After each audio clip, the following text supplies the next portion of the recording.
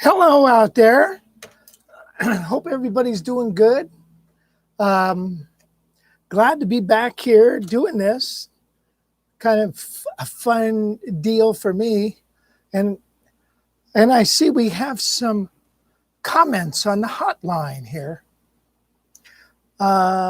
Looking good, sounding good. Thank you. Fabulous Mercus. I can't pronounce names. My English education, it failed me. Just came from a shredder stream, so this will be good for my blood pressure. You know, I was just listening to a Howard Roberts album today. I don't think there'd be any shredders without Howard Roberts. What a shredder. He did a lot of sweet picking. Oh, Rendell was my first relations with Gibson. He is still with Heritage. Oh, is he still with Heritage? Yes. I love on that you are planning. Oh, okay. Showing off some pyrotechniques there. Did you ever sit down and practice each of those specific techniques for hours and days?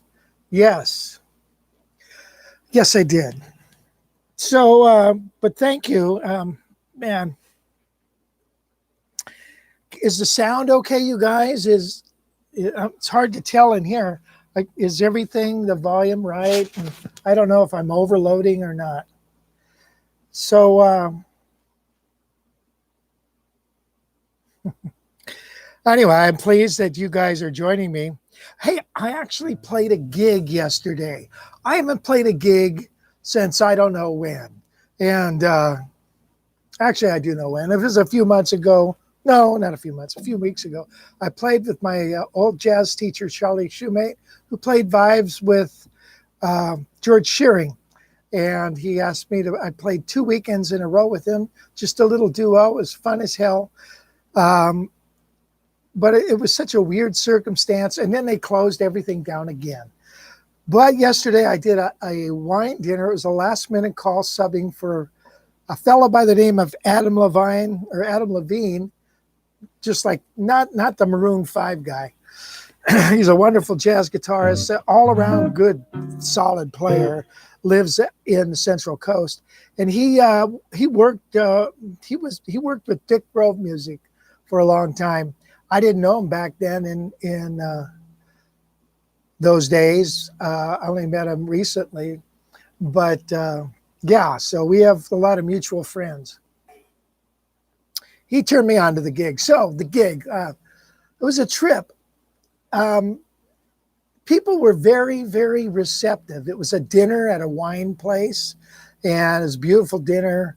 And but I forgot what it was like. And I'm like playing solo guitar, and it's a 3-hour gig, and I cannot play solo guitar straight for 3 hours.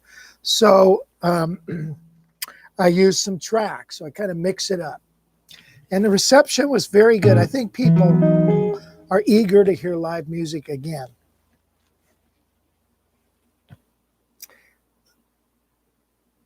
Oh, well, thank you very much.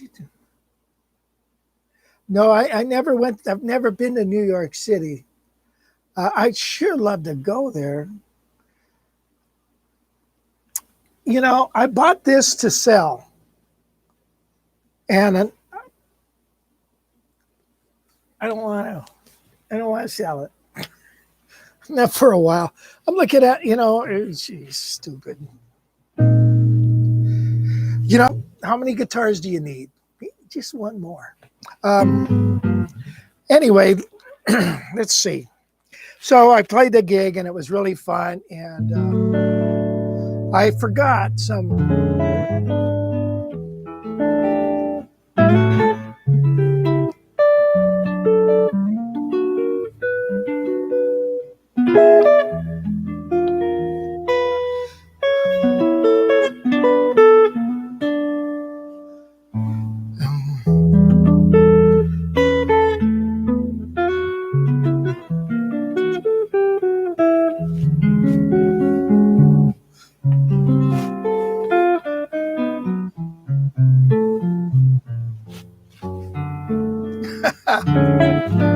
You never know what's going to happen.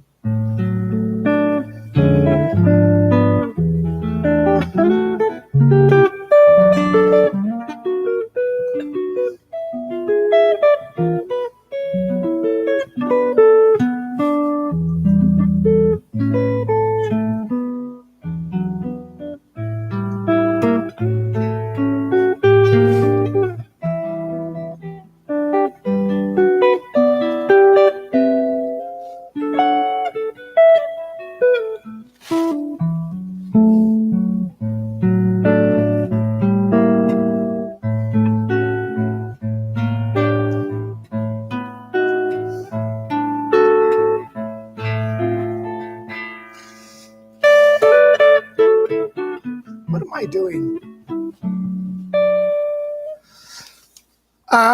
Anyway, so I played it.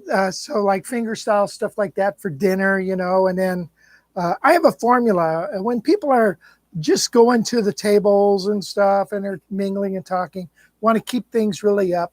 When it comes time, when they start serving food, bring things down real mellow and stuff. When they're done with dessert, bring things back up and energy and stuff. And seems to work pretty good.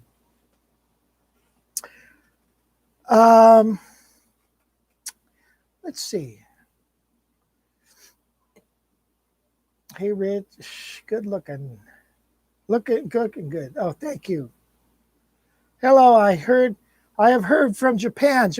We had a fella from Japan come twice to our workshop. What a nice guy. He's got a big band and he plays Freddie Green style.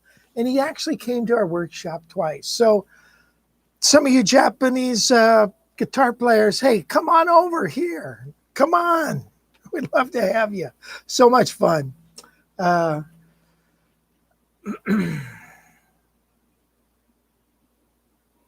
Backing track is thin. Well, yeah, I could beef it up. I don't know how to do that right now.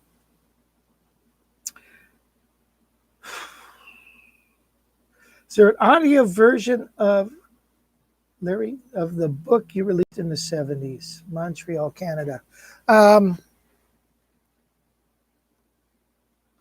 Well, I had 3 books in the 70s. It was blues and rock guitar solos, country and country guitar solos, and the guitar technique. And actually, the 99-cent guitar lessons, if you go there under the blues course or the country, all those solos, there is an audio version of that. So anyway, back to gigs. A friend of mine called me from Ohio. Real nice guy, you know. He was from Kenosha. And so that's why I called him to find out if he's doing okay. And he had moved. But anyway, he said, I've been playing a few gigs, man. And he's saying people are really receptive. And he said, I was contemplating just quitting because I was just, you know, there's no gigs. But when I started back, I just realized how much fun it is. And people were very receptive. And I found that true yesterday. People would applaud after every song. They didn't do that before. So I was really, I wasn't so much that I was any better than I was in the past. Guitar technique.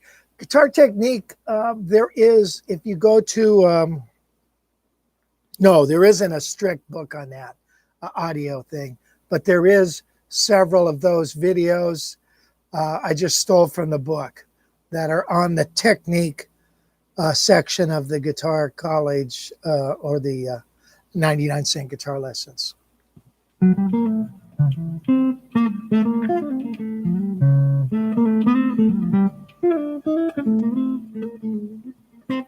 Thank you for saying that about you get a lot from the 99-cent guitar lessons.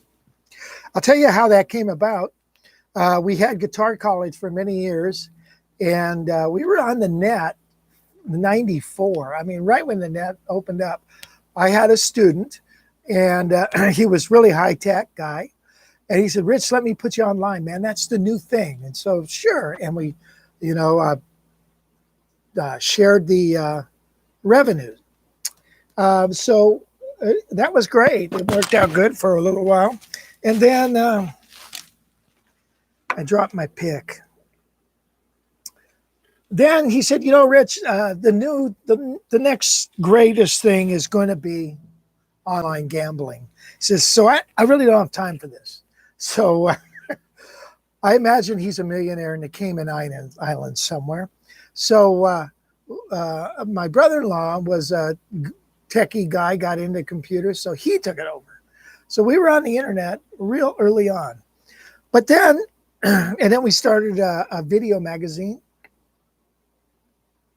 where you subscribe to a DVD, and I interviewed people and put a lesson on there and some music, and went to the NAMM show and stuff and filmed. And then YouTube came, and then that changed everything. So that went by the wayside. So we figured out what are we going to do, people?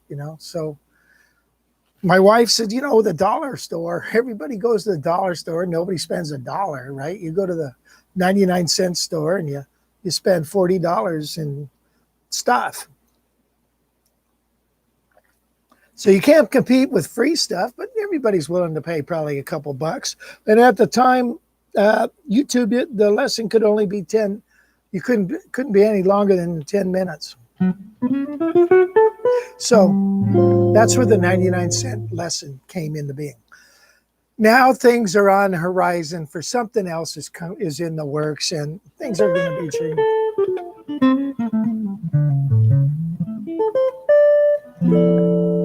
I don't have a lesson of Carol Burnett's show. Greg Hartline, again, hello from Vegas. Sweet. We'll see. CC Rider. Live from Vegas. Greg Hartline. By the way, Greg is a super wonderful musician and a hell of a nice guy. And he brings great vodka to the workshop. And that's important. But let me tell you the kind of guy he is. All right, so we divide up into groups, right?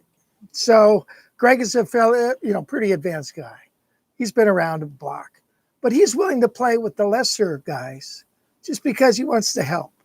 And I remember we did, we do a concert. We do a concert after the camp. We go out in the community and do a little concert. So what was the song? Don't Get Around Much Anymore. So Greg, the band is kind of some of the less experienced players are kind of screwing up a little, but Greg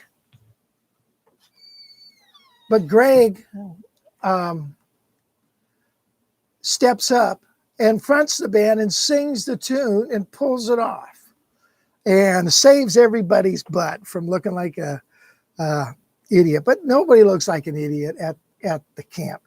I tell you, my philosophy on teaching people. And it was Joe DiArio who said this to me. He said, Rich, I played exactly like you one time, but I moved on. But I know exactly where you're at. And that's my philosophy when it comes to teaching. Hey, man, we all played exactly like you at one time, but we worked hard, and we moved on. Okay, I just got a note and said, read the questions from the top. Let me go up to the top here.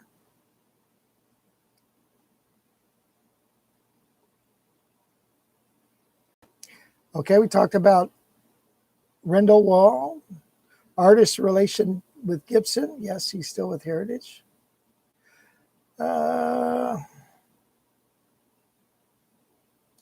Loving the quilter. Since I got a quilter, my amplifier nightmares are over. And I had a 66 Deluxe. I had a Vibrolux from the 70s. I played that for a long, long time. Since I got the Ibanez, not the Ibanez, the quilter, hey, it was all over. And it's so easy. And all my friends are playing them, and a lot of students. Okay, I think I've answered everything here. What are Rich, what are the best Carf guitars that are feedback resistant, if there is such a thing?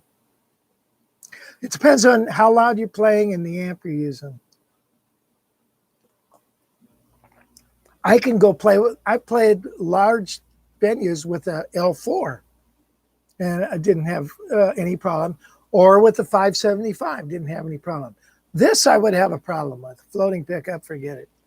If you're playing a large volume, you wouldn't even try it. The 550, which we just sold, is not a Carf guitar, but it's a beautiful press top.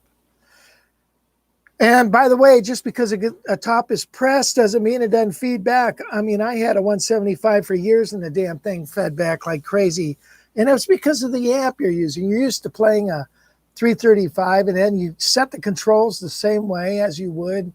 And a 335, you get out your 175 and starts feeding back all over the place. So it doesn't work.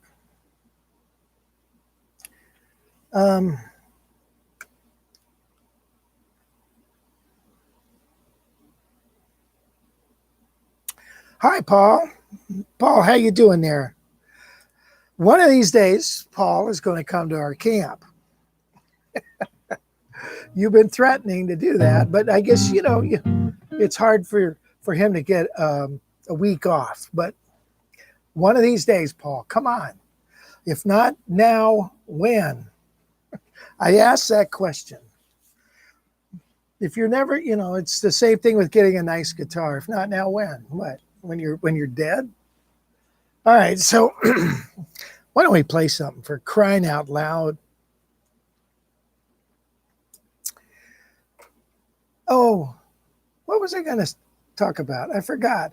Oh, I know, the Platters. I did this tune, the Platters. By the way, I played with the Platters one time at Disney Studios many years ago. And they are a super, super class act. Super class. And a wonderful group. Sing their butts off. Jeez. Hey, you know what? I was thinking about playing Scrapple from the Apple.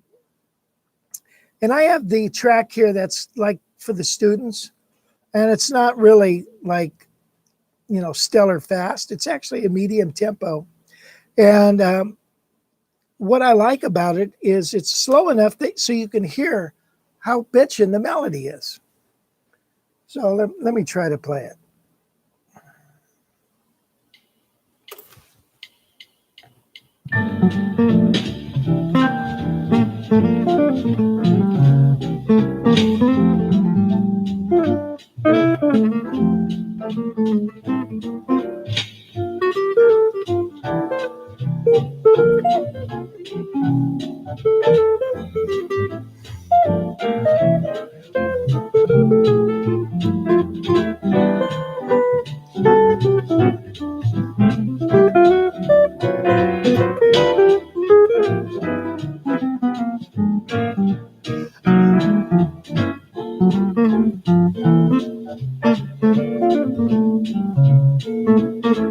Isn't that a pretty melody?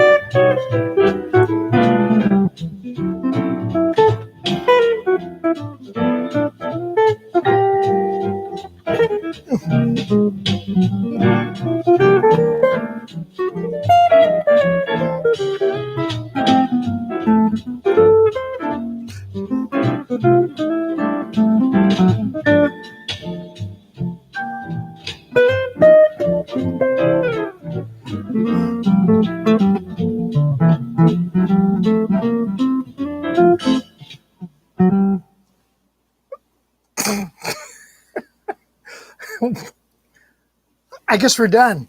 Okay, so okay, cut to commercial. So isn't that a pretty melody? I mean, it really is. A lot of everybody plays it.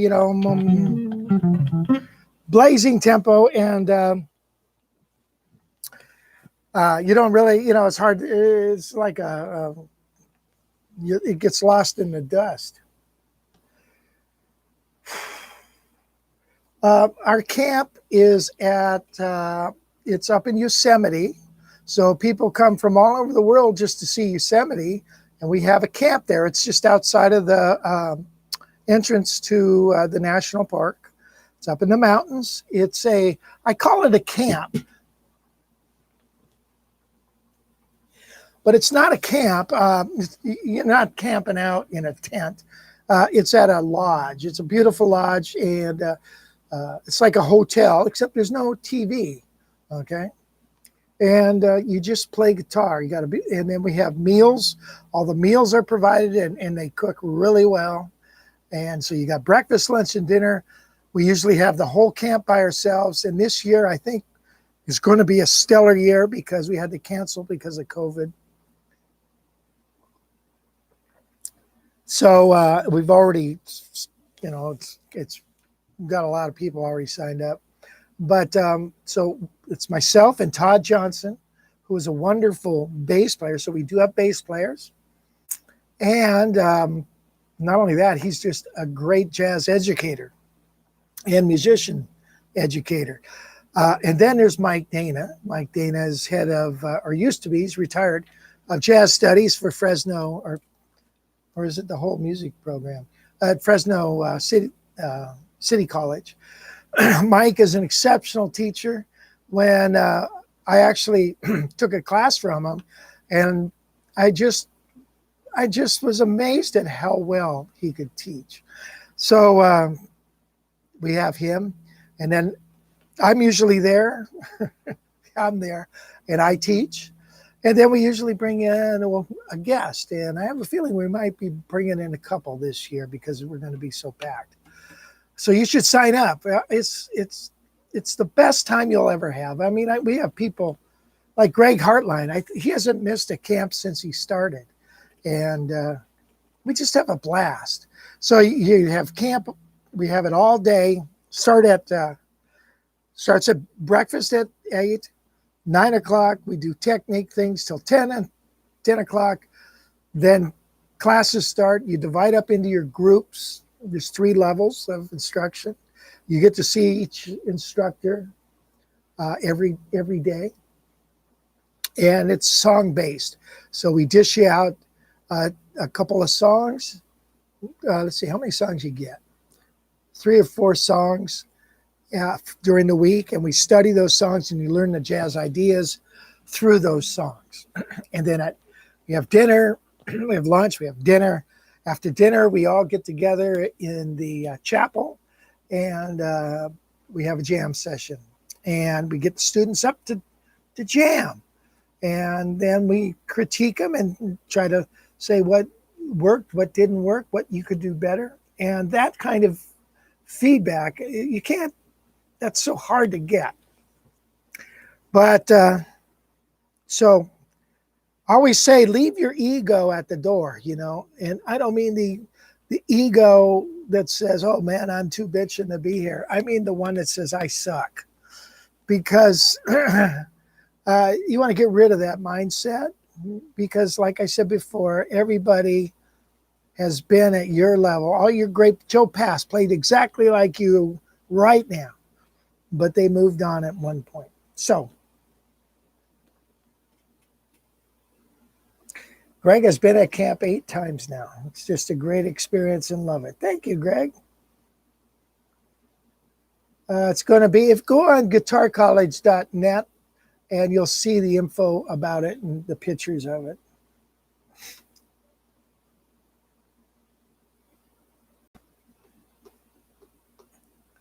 Okay, where are we at here? Oh gosh. You have the Platters golden hits on vinyl. Nice. Okay, let's see. What else we got here? Great touch on the guitar. Okay, the key to a nice, easy touch, turn up your amp and play as soft as you can. You wouldn't believe how that is. And don't dig in. You don't need, as soon as you start digging in, forget it. I mean, some guys can do it. I can't. So play. What are your thoughts on Benedetto guitars? Bob Benedetto, what a super guy.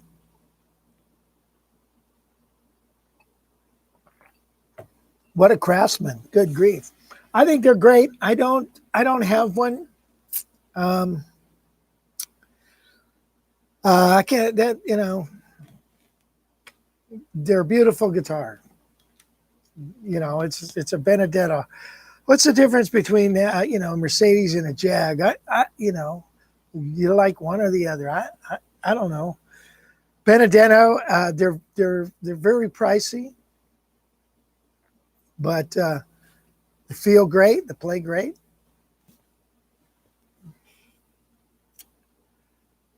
I don't know their ordering policy on Benedettos.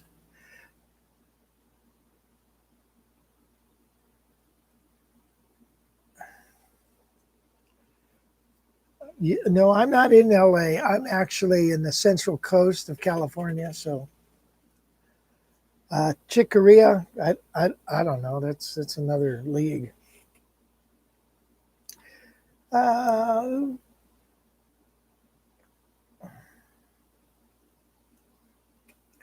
Who is Reverch? Reverch. The people are always supported, so easy, comfortable. So I guess you've been to camp, so I was wondering who you were. How about Ibanez jazz guitars? Well, you know, they make that one that's got kind of a floating pickup. That sounds kind of cool. And you know, it's a nice guitar. I don't, the low end guitars, you know, they're dead. They're dead to me. They sound dead, you know, they're just not, they're just, oh, I am trimming. Yo. It's a tax-free weekend in Massachusetts. So you bought an AR 580. Wow, nice guitar. Yeah, Norman Brown helped design that guitar. Then I don't know what happened between them, but then everything went south. So yeah, that's a nice guitar. I like the 580.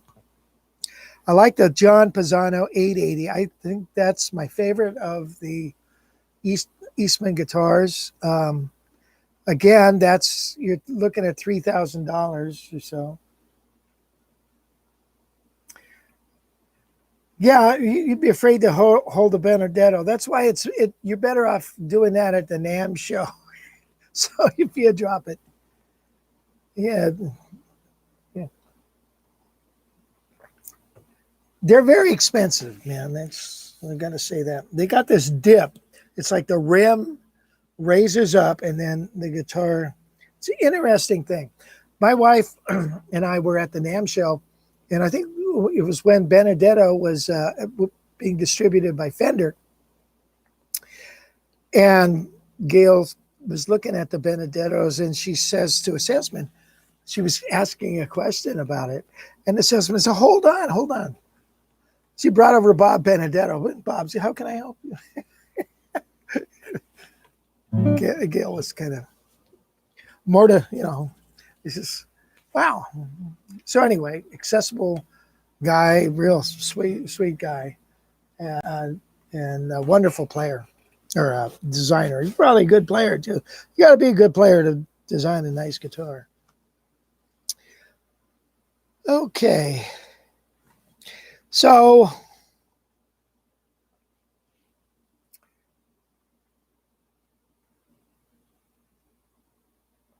helps to push the sound out. Yeah, okay.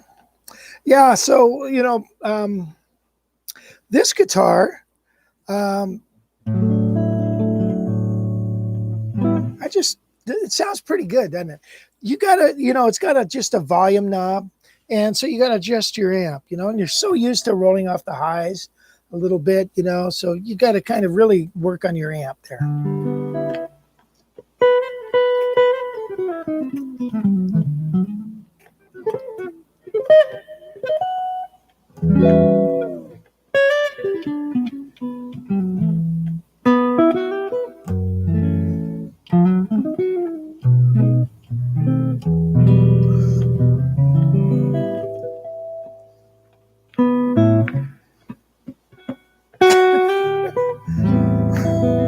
Come on, get out of this. There's a song in here. It wants to come out.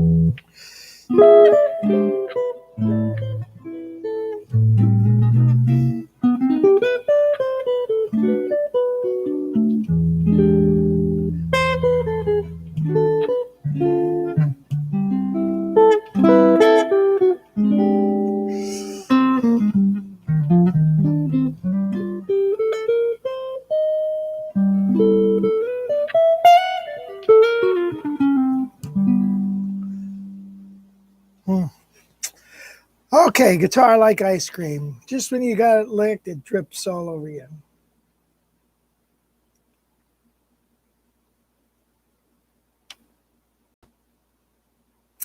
Eagle Classics are incredible. Yes, they are. So, L5s are too. But I'll tell you what, man, I just listened to a recording that I did. Just a live recording that with Charlie Shoemade. So it's vibes and guitar. And I had it playing in the house there. A guy sent me, real nice man, sent me a recording of it. And man, I was listening to it and I thought, wow, that guitar sounds nice. That was at Eagle Classic through Quilter Amp, man. So, it's a combo. You got to have the combo. By the way, I have one Quilter Amp 8-inch left at a super price of, what is it, $779 instead of $900. And anyway, if you're interested. And they're going fast. Get them while they're hot.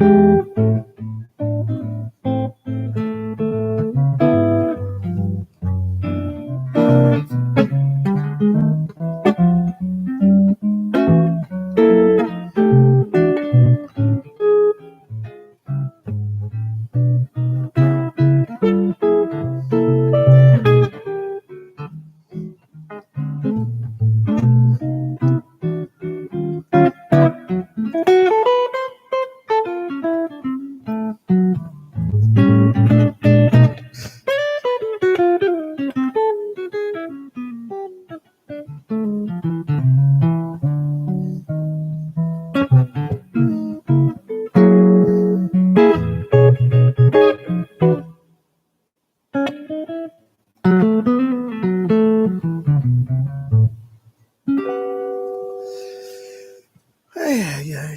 You know, I'm not a jukebox. You know, you plug in a number and there you go. It's hard. Debbie Daly. No way. Debbie Daly. Hi, Debbie Daly. Wow, here's one of the finest singers I ever worked with, little Debbie Daly. And her husband is Big Steve Daly, wonderful saxophonist. What a team. I always thought, Debbie, you and I should do a Louis Prima act. I'll be Louis, you be Keely. And Steve will be Sam, was Bruno or Sam Bush, do the sax thing. Wow, we could make tens of dollars doing that. It would be fun though, wouldn't it? That old black magic. Anyway, nice to hear you. So Debbie, how are you with, well, I don't want to embarrass you. Yeah, let's do it. Okay, let's do that. Steve was on cruise ships. He could get us on those gigs, couldn't he? No, I didn't play jazz from the start.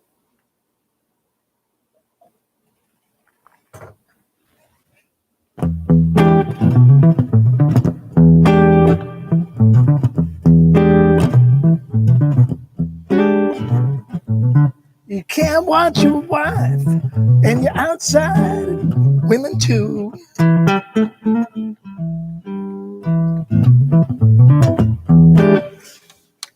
Louis Prima could swing. Boy, he sure could, man. There's all, what a band that guy had. Louis built his own studio is what I've read. You know, something like he was having a hard time getting a contract, so he built his own studio and did his own recordings, blah, blah, blah. Yes, we could do a gig, Louis Prima, and we'd be the only ones on the ship. That's funny. So, no, I didn't play jazz. Some of my favorite guys were, of course, Eric Clapton, Dick Dale, you know, the whole surf thing. I loved all that stuff. Little did I know that it was Tommy Tedesco doing.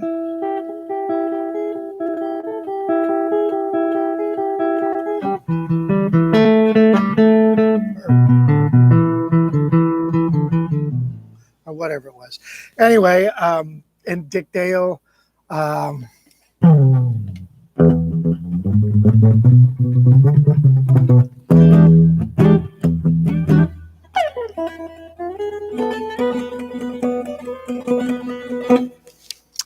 anyway, so loved all that stuff.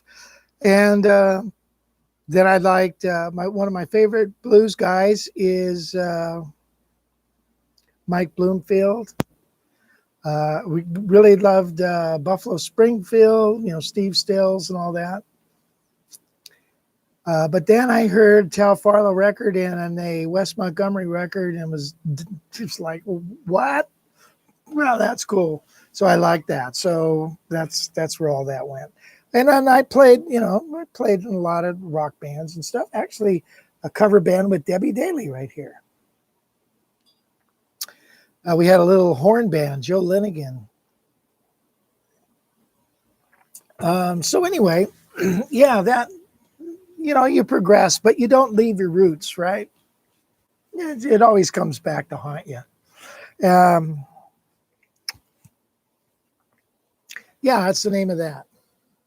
So what do you guys want to do now?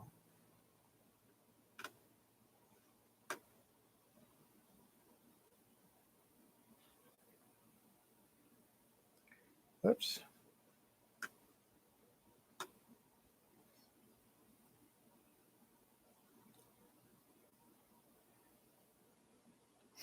"71 is still learning." Yep, that's it. Day you stop learning is the day you're under. All right, so how about, you know what? I love this song. And I just heard Charlie Parker with strings again, doing Just Friends. Unbelievable. God dang it. Where'd it go? Unbelievable.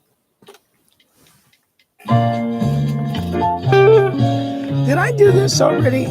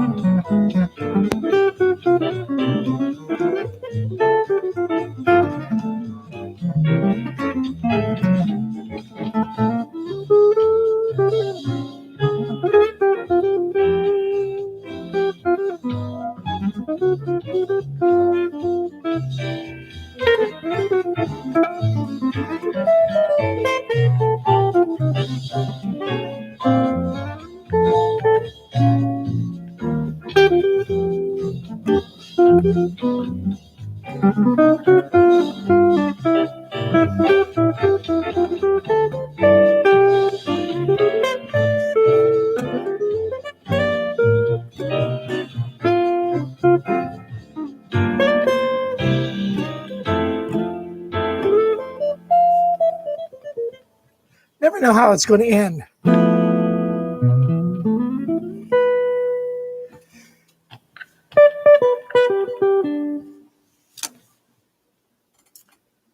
Okay.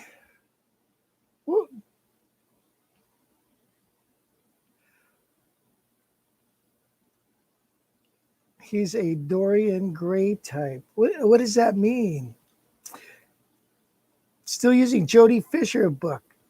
Then I go back to Doobie Brothers. Doobie Brothers, good. What a great band, huh?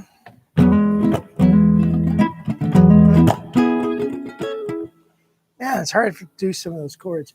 You know, when I did the gig yesterday, I realized I forgot. Yeah, I got to go soak my hand. man, because you my hand gets swollen.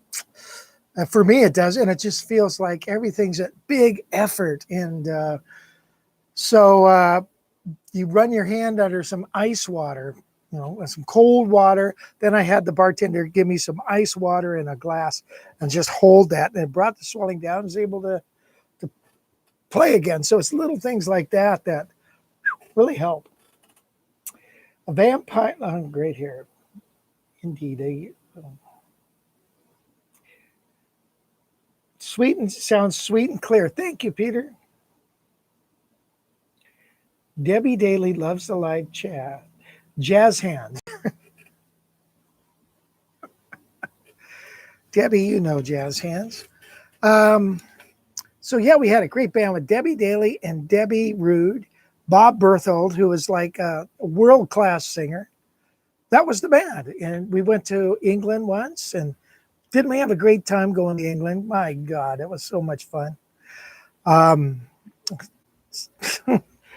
think we were there 12 days and played 12 gigs, I think. Larry Mancini, you're not related to Hank Mancini, are you? Or Paul Mancini?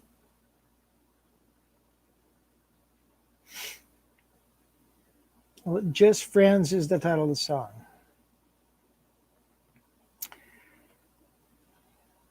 Favorite Wes album? Well, I still like that Bumpin' album, I still like that one. I don't care for the song Bumpin' that much. That song doesn't really knock me out, but I love The Shadow of Your Smile. I have a version of that on here. Since we did that, I think it's on here. And I have a lesson on doing this song. Hold on, everybody. Here we go.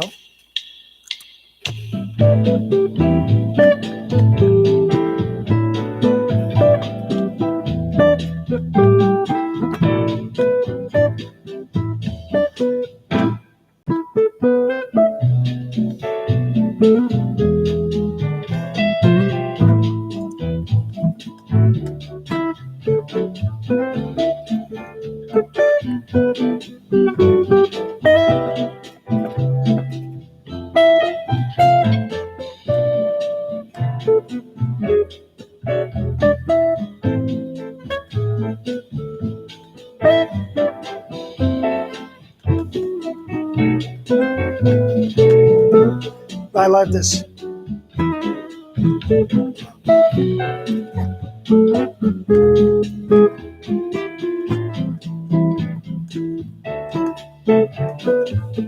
I gotta stop reading. Try to play.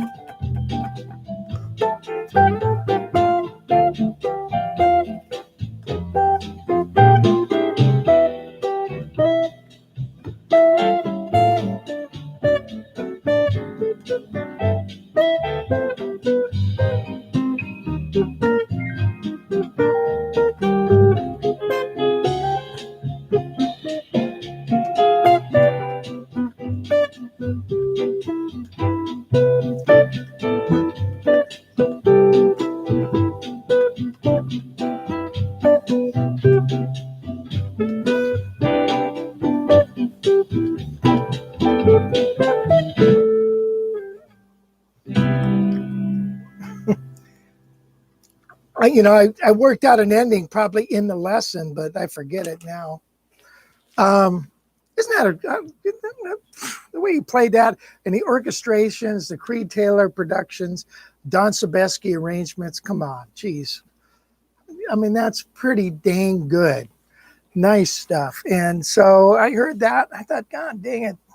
Because I was always, my mother was loved playing piano. She could have been somebody. She was a piano player. She could have been a real piano player. But, she was also a typist, though. And she, but she wanted me to be a musician. But so she would always play piano. And she would play things like Autumn Leaves and Deep Purple and Sweet Georgia Brown, Cow Cow Boogie, but that stuff. And so she was a good piano player.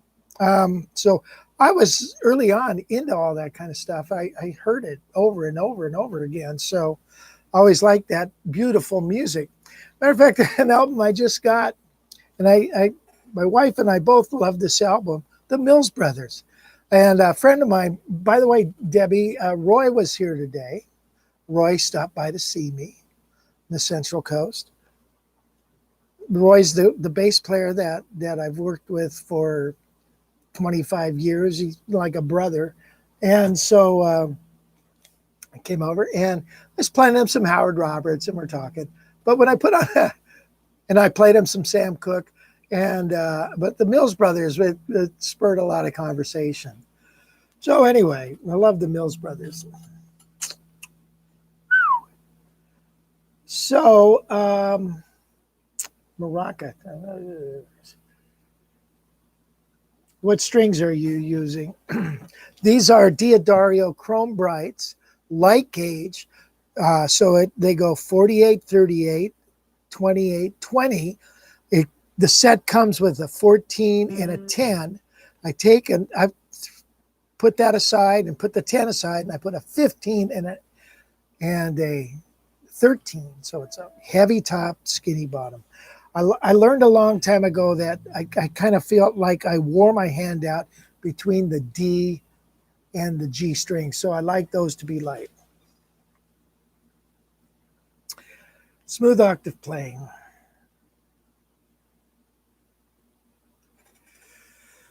I have a son named Wes. And another one named Tao. No, just kidding. Corey. Well, look at guys. I think the old clock on the wall means it's getting time to go.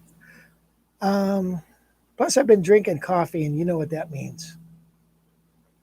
I took 2 lessons from Joe Pass, and I wish I never would have cashed a check and just would have kept his signature on him. Kept his canceled check.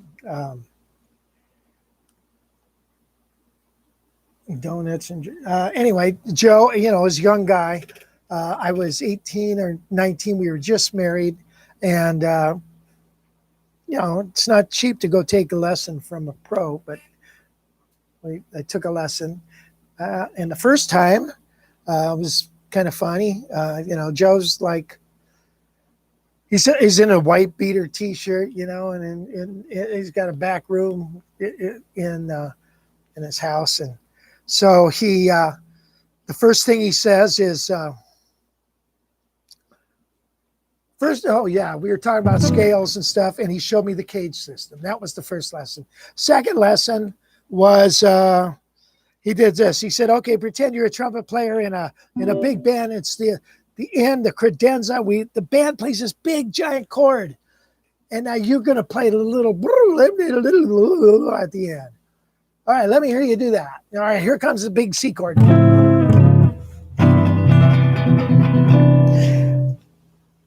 So I go.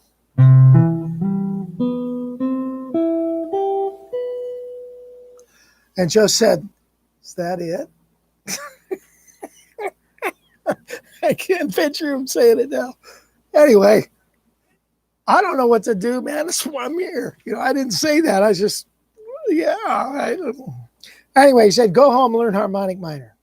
It took me about 10 years later to figure out what he meant by that. If you play C harmonic minor, don't play the note C though, and you play it over this chord,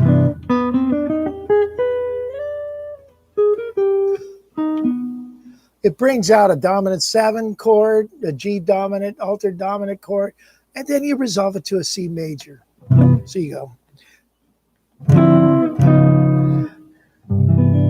And now you're going to play first C harmonic minor. Here we go.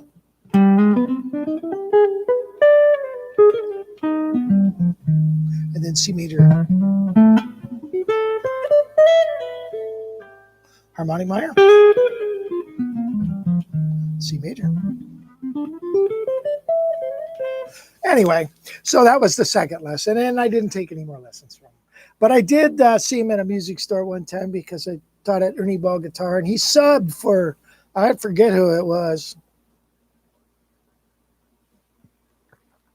Okay, C harmonic minor over G6. No, over C major 7, you're insinuating a dominant chord, the dominant chord of whatever chord you're working on, and then you resolve it.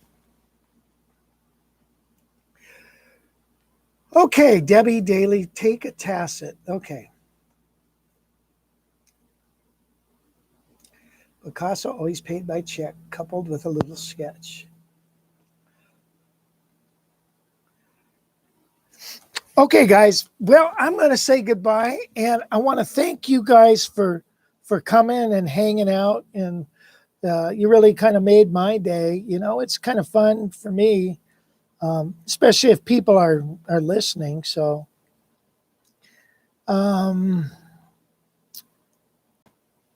let's end with a little tune here. Hello. People are waiting. I have a lesson on this song.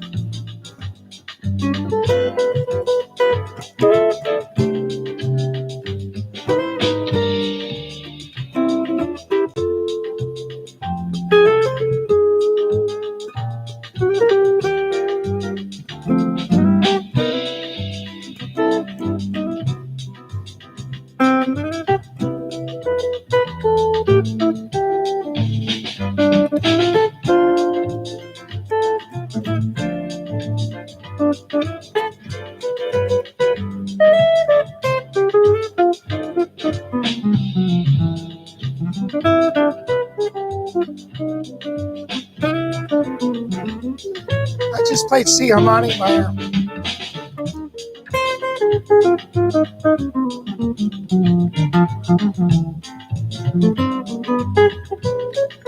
Ah.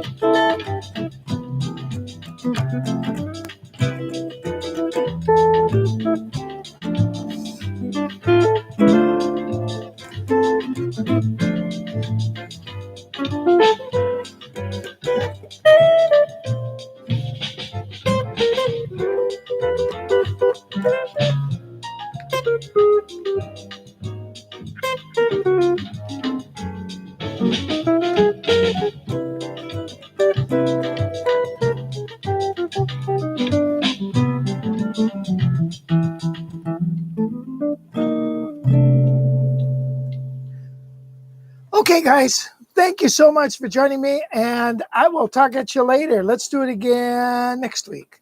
Adios.